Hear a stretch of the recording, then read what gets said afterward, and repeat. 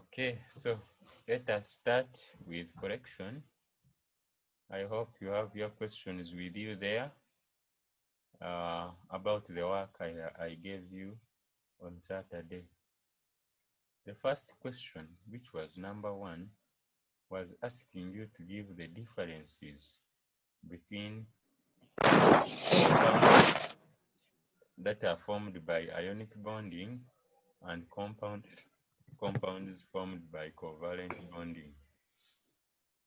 Now, we advised you when you were in senior 1 that if a question is asking for differences, then it is always better for us to put our answers in a table. It is always better for us to put our answers in a table. And this is our table. So this column is for ionic bonding, and this column is for covalent bonding. If you check properly, we had given that question 4 marks, meaning that for you to get 1 mark, then the difference you have put on ionic bonding should be correct, and in the same spirit, the difference that corresponds with the one for covalent bonding must also be correct. So you'll get 1 mark when all these two are correct from here up to here. Okay? So when all that is correct, that's when you'll get 1 mark. Some of you only have 1. If your answer for ionic bonding is correct, then the one for covalent bonding is wrong, which is, then there you'll lose the mark. Okay? So you'll only get the mark when the whole column is what? Is correct. When the whole row is correct. Then let us avoid these negative answers. For example, someone, I think Glory, you are the one. Someone could say that ionic compounds are solids at room temperature, and across on covalent bonding, you say covalent compounds are not solids. So avoid those negative answers, negative statements. So our question to you now becomes, if they are not solids, then what are they? And that's what we are interested in. If they are not solids, then what are they? So that will be what we are interested in. So don't give negative answers. We talked about this. Compounds formed by ionic bonding, they have high boiling and melting points. Now, across here, don't say they don't have high and melting points. No, you say they have low boiling and melting points. Compounds formed by covalent, ionic bonding, they are soluble in water. Then across, we say compounds formed by covalent bonding are insoluble in water.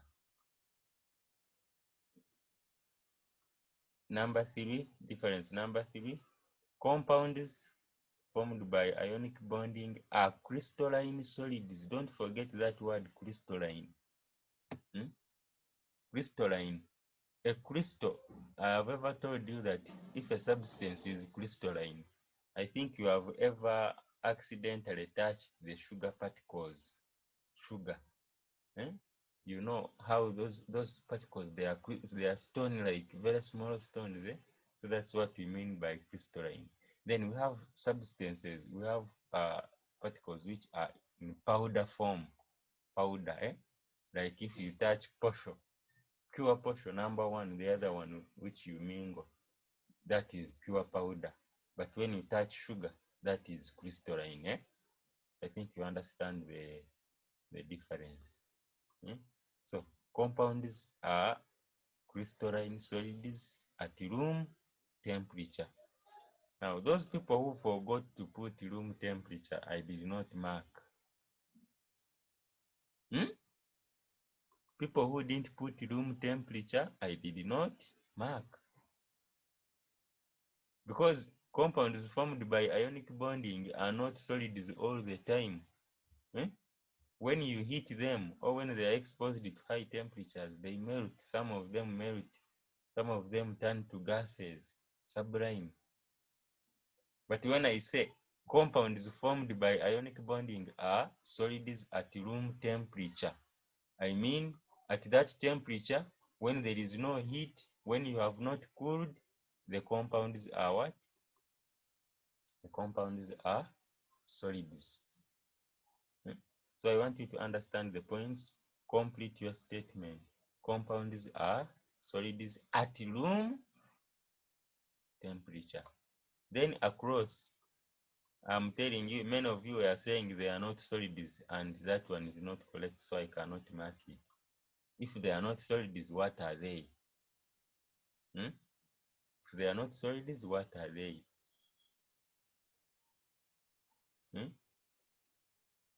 So we say compounds are gases or liquids. For compounds formed by ionic covalent bonding, they are gases or liquids at room temperature. Then finally, compounds conduct electricity. If you only say compounds conduct electricity, I'm still going to deny you the mark if you stop here. I'm going to deny you the mark. Compounds only conduct electricity when they are dissolved in water. Compounds only conduct electricity when dissolved in what? In water. So we should have said compounds formed by ionic bonding conduct electricity in aqueous or molten state. I told you molten means a substance has been heated to melt. So compounds conduct electricity in aqueous or molten state. Then across here we shall say compounds do not conduct electricity. Number 2 was an interesting question. I don't know if you remember. We had elements X, Y, and Z. The atomic number of X was 12. Atomic number of Y was 17. Atomic number of Z was 6. We asked for the type of bonding formed between X and Y. The answer, no doubt, the answer is ionic. Why? Who can tell me why the answer is ionic? Give a reason for your answer.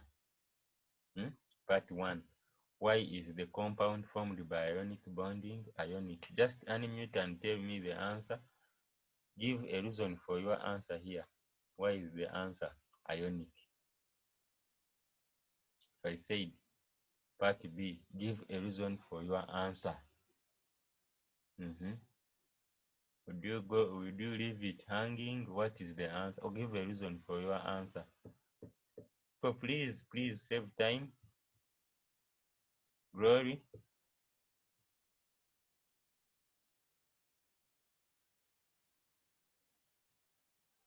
Glory, your hand is up. Just give us the answer.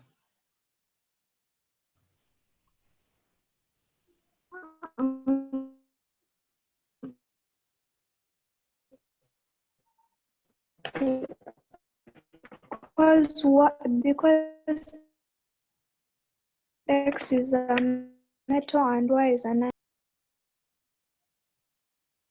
Because X is a metal and Y is a non-metal.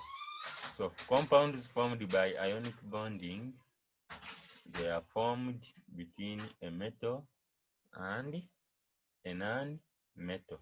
So X is a metal and Y is a non-metal. How do you know whether it is a metal or not?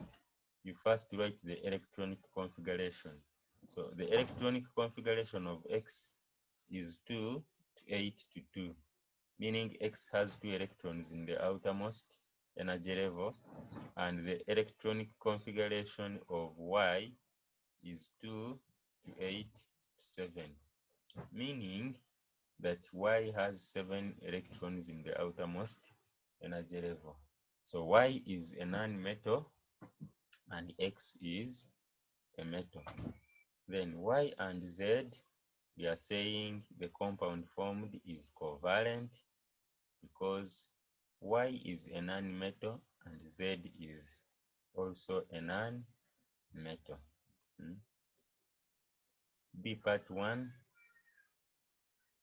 we said we use the outermost energy level electrons to show how a compound is formed between part 1 we have X and Y. So how is a compound formed between X and Y? You know, X, its atomic number is 12, so the electronic configuration is 2 to 8 to 2. So X has 2 electrons in the outermost energy level. So X is a metal, and that means it should lose the 2 electrons. Then Y has 7 electrons in the outermost energy level. That means Y needs to gain 1 electron. But since X must lose 2 and 1 atom of Y gains 1, it means the other electron that will be lost by X will be left hanging. So what we do, I repeat, what we do, we draw another structure of Y with 7 electrons in need of 1 to have 8 electrons in the outermost shell, such that it gains the other electron that is going to be lost by what? By X. And when we do that, X loses 2 electrons.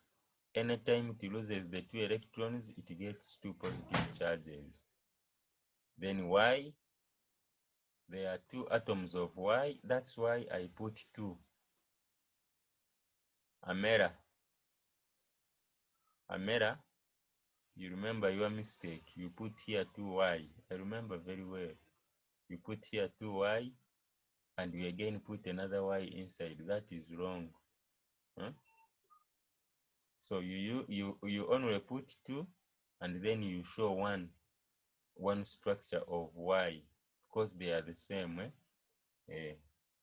So, and each atom of Y will have gained 1 electron from X.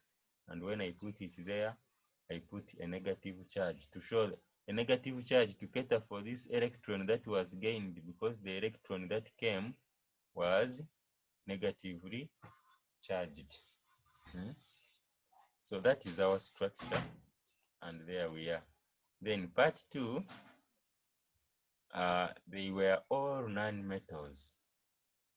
Part 2, they were all non-metals. Z has 4 electrons in the outermost energy level, so it is a non-metal.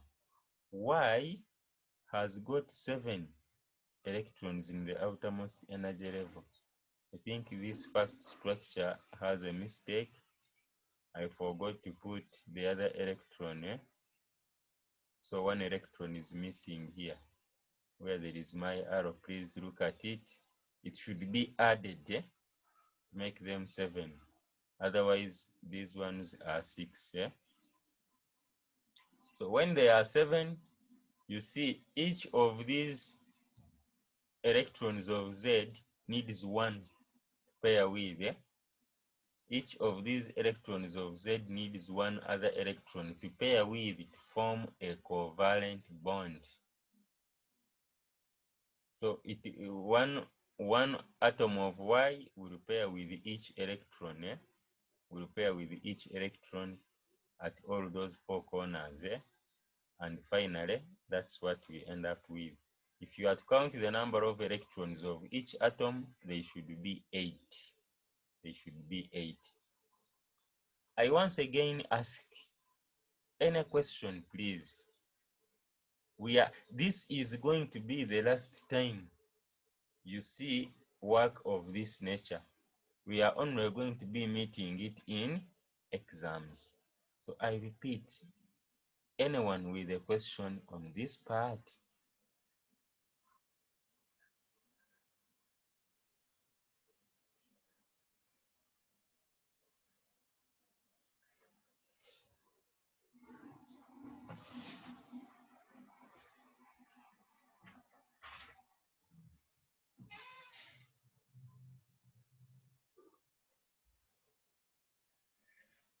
Okay, if there is no question, then we shall proceed to where we had stopped.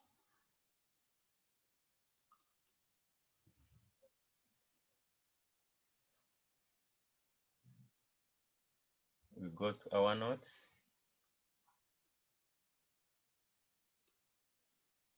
I hope you still have the notes very well with you and you always go through them.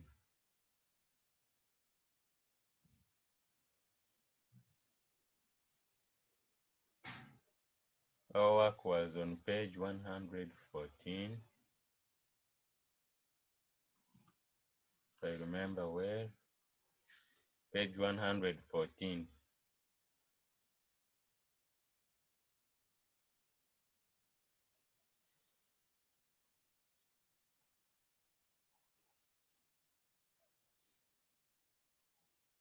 So we had looked at single covalent bonds, and today let us focus our attention on double covalent bonds.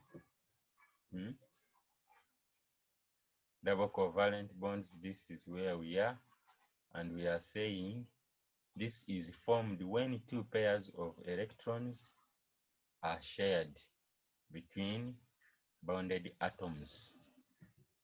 A double covalent bond is formed when two pairs of electrons are shared between two bonded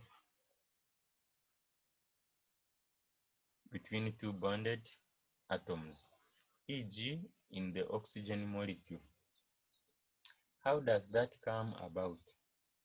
I've always told you, when you are filling electrons, you start with north, south, then east, west, like that. So the electronic configuration of oxygen is 2 to 6. What does that mean? It means oxygen has 6 electrons in the outermost shell, or in the outermost energy level. 6 electrons in the outermost energy level. Now, there are 2 atoms of oxygen, which means having 6 electrons in the outermost energy level. It means when you fill, remember electrons first get paired. When you fill, you have 2 electrons which are paired. You have 2 electrons which are paired. You have 2 pairs of electrons, and the other 2 electrons will not be paired. Now let us do it. You get your book there, and I show you what I'm talking about. Get your notebook and write the electronic configuration of oxygen, whose atomic number is 8. So the electronic configuration is 2 to 6. Yes, electronic configuration is 2 to 6. So, can we feel the outermost energy level electrons? 6 electrons. Now, when we are feeling, begin with north. I hope you are doing what I'm telling you. Begin with north, then go to south, then go to east, go to west. Now, there are 4 electrons, 2 more. So the 2 more, you now go to north again. So you have 1 pair, and you go to south. So the electrons on north and south are 2, 2. So that's what I mean. 2 pairs of electrons. Those are 2 pairs of electrons. Then the other 2 electrons remain unpaired. They are not paired because you have already reached the maximum number you want, which is 6. Get that? So the same thing applies to the other oxygen molecule, the other oxygen atom. Still, it will have 2 electrons which are paired. Now, the electrons which are paired, those ones are okay. It is the other ones which are not paired now. And how many are they? In the 2 oxygen atoms. The first oxygen atom has 2 electrons which are not paired. Then the second oxygen atom also has 2 electrons that are not paired. So overall, you have 4 electrons which are not paired. And the 4 electrons which are not paired, whereby each oxygen atom has 2 electrons not paired, those ones are the ones that you will pair together to form 2 covalent bonds. This first one of oxygen atom will pair with this, and that is the covalent bond you are seeing there. Then the other electron that is not paired will also pair with this, and that is the second covalent bond that you are seeing here. If you are to count the number of electrons for each atom, they should be 8. 2 plus 2, that is 4. Then plus these 4, they become 8, like this. Then if you look at the other one also, they should be 8. 2 plus 2, then they should also be 8. And that is it. So when we are drawing the structure, we show that each bond, each electron pair that has been shared forms a bond. Even here, the electron share that has been shared, the electron pair that has been shared also forms a bond. So between 2 oxygen atoms, we have 2 bonds. And also note, when oxygen has a valence of 2, when you show its bonds, then there will always be 2 bonds. If carbon has a valence of 4, when you show its bonds, it will always have 4 what? Bonds. 1, 2, 3, 4, like that. Now, can I have a question on this part if it is there? Bonding. Any question on how this compound of oxygen atoms has been formed? Come on, let's use this time very well.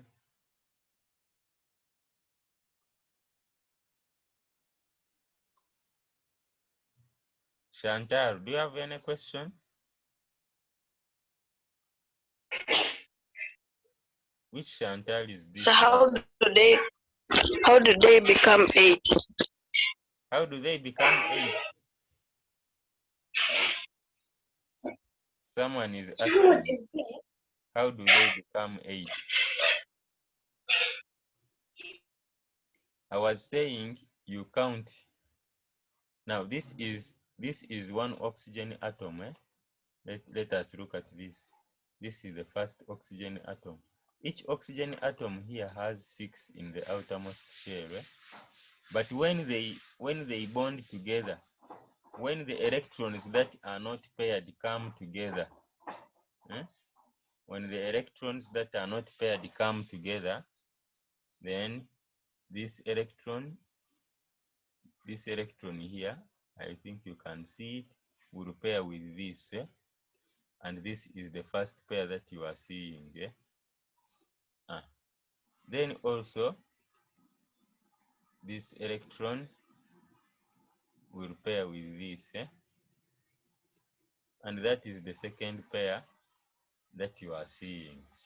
So how do they become 8? After that, I was saying, if you look at this first oxygen atom and you count its number of electrons in the outermost energy level, this will be 2. 2 plus another 2, they become 4. Then plus another 2, they become 6. then plus another 2, they become 8. Eh? So when you are counting the number of electrons, even the other ones which have formed a bond, you count them, and the overall should be what? 8. The same thing applies to this one also. Count, these are 2, 2 plus these 2, 2 plus these 2, that is 4, plus these 2. Okay, let's get them together, plus these 4 which are forming the bond, so the total becomes 8. Yes, I think I have answered you. Yes, teacher. Let us look at formation of carbon dioxide. Formation of carbon dioxide. Again, how many the atomic number of carbon is 6. Electronic configuration. Angel, what is the electronic configuration of carbon?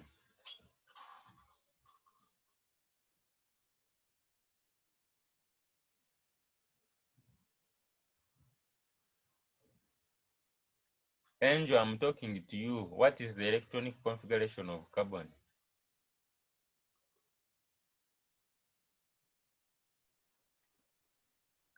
Teacher, it's 2, Mm-hmm. 2, 4. Mm-hmm. Have you finished? Yes. It is 2 to 4, not 2, 4. Yes, 2 to 4. Then what about oxygen, whose atomic number is 8?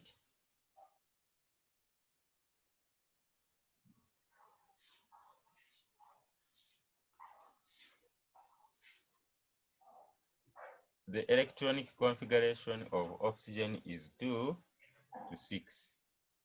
What does that mean? Carbon has 4 electrons in the outermost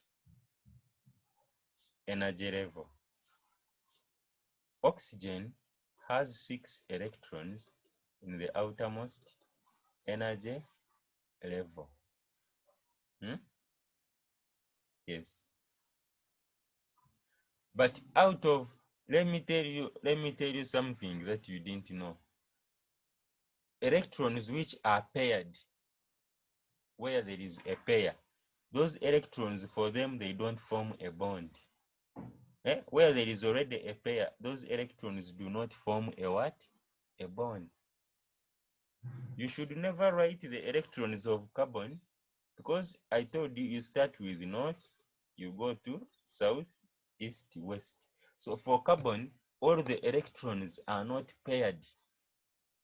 So that means all the 4 electrons must participate in bonding. But for oxygen, these 2 electrons are paired, and these 2 are paired.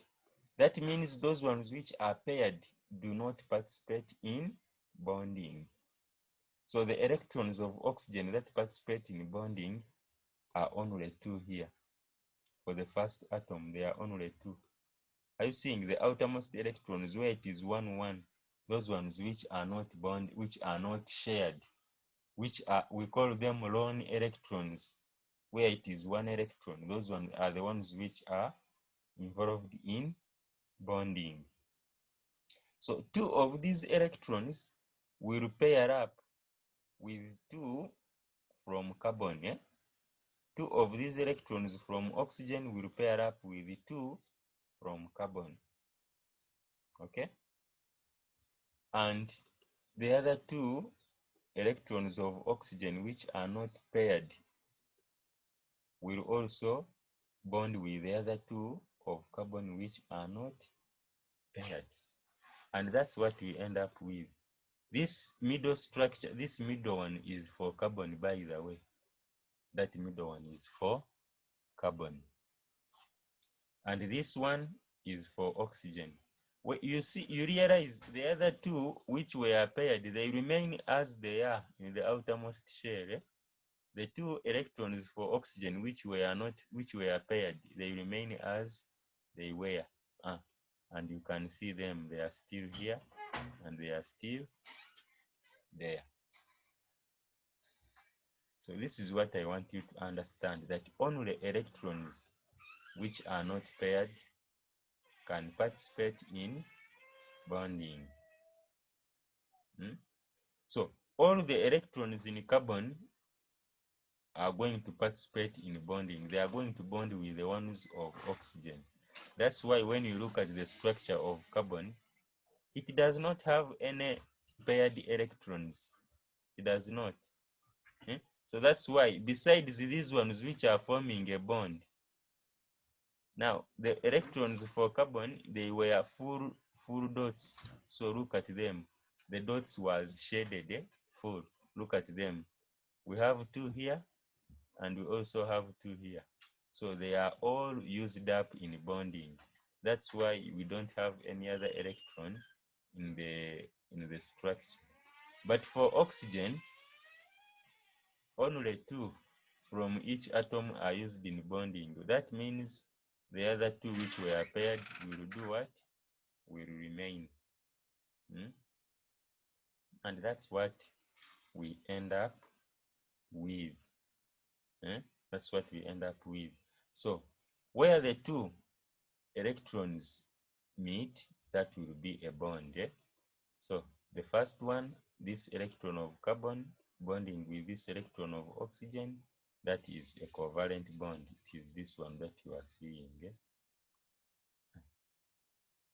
Then the second one, this one bonding with this, that will be the second covalent bond.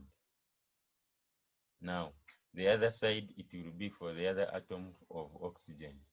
And finally, we have how many covalent bonds? We have one, these are two, and these ones are also two. So that ends up being the structure of carbon dioxide. Each carbon atom is bonded with two electrons of what? Of oxygen. Is bonded with two bonds to oxygen. I want to know if there is a question on this part. It is very, very important.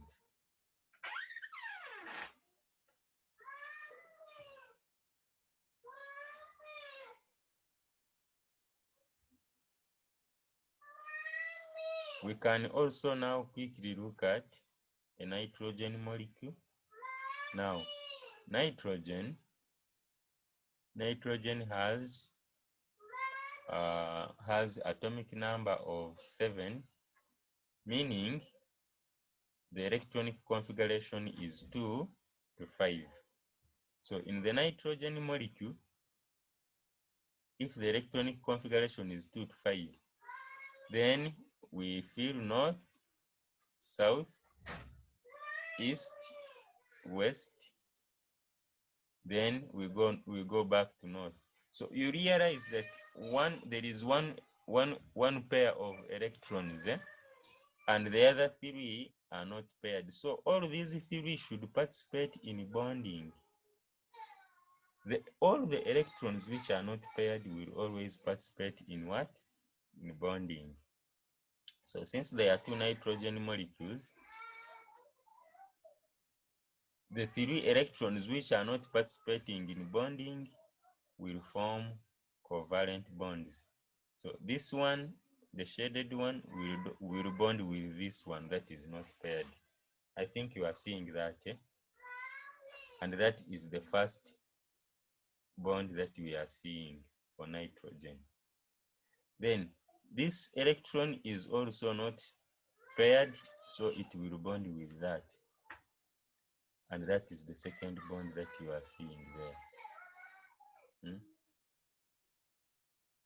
That third one is also not bonded, is also not paired, and it will form the third bond, and that's what you are seeing.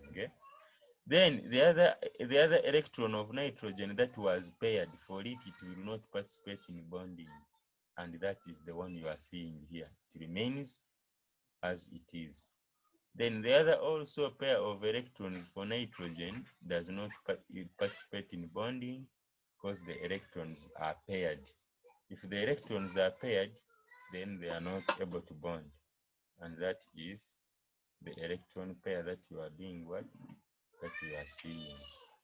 And finally, that is the nitrogen molecule with three what? With three bonds. And we have 1, we have 2, and we have 3. So that is the nitrogen molecule. And I wish to stop here for today. If there is a question, I can have it. And I'm always receiving questions inbox. Where you are still confused, please send your question inbox. I will answer.